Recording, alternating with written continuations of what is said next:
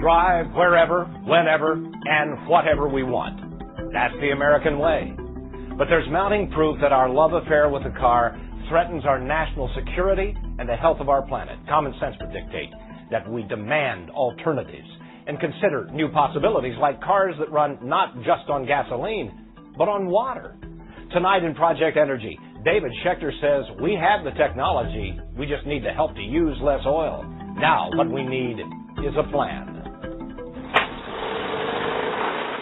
Everyone who knows the inventor inside this garage says he's a genius.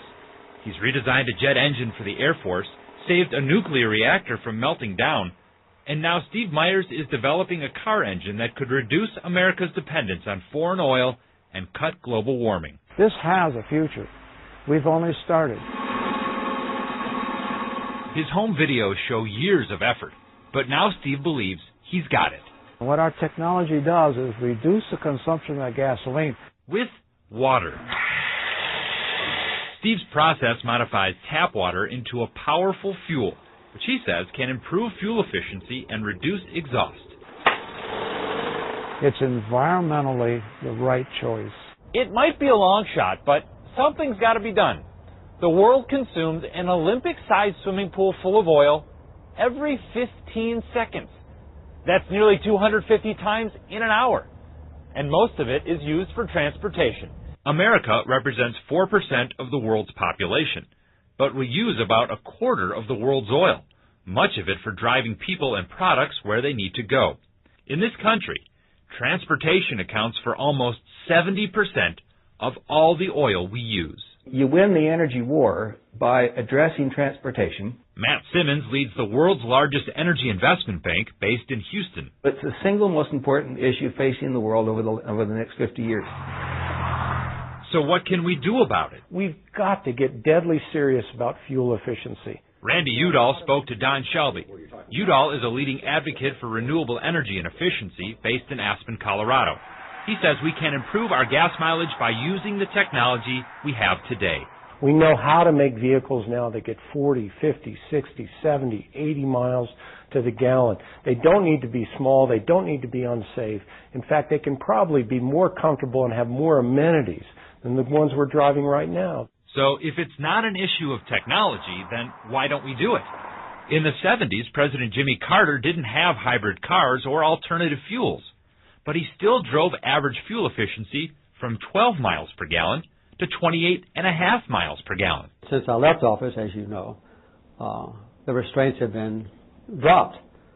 So now the average automobile efficiency, it's dropped down about like it was when I became president almost 25 years ago. It's powered by the heavy-duty 6-liter. It's dropped in part because of the SUV, a vehicle America fell in love with when gas was cheaper.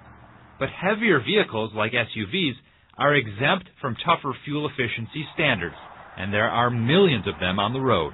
There's a middle ground. Dr. Ken Keller is a former president of the University of Minnesota, where he now teaches energy policy. He says it is about fuel efficiency, but people also need to use less gas by combining errands, sharing rides, or using mass transit. I don't think that we can live with total license, that we can do anything we want and continue to do more of it. But I don't think that what we're talking about is a future in which we totally change our lifestyle. This is not Jimmy Carter's "we're all going to suffer." Traditionally, green issues belong to Democrats, but not anymore. Republican Senator Norm Coleman supports tighter fuel efficiency standards and using alternative fuels like ethanol made from corn. This is a national security threat. Dependence on foreign oil threatens to undermine the security of the United States of America today and certainly in the future. Energy policy, to be effective, has to be enduring. It has to be bipartisan. You have to have Democrats and Republicans side by side promoting these policies. One interesting policy plan was introduced this session at the state capitol.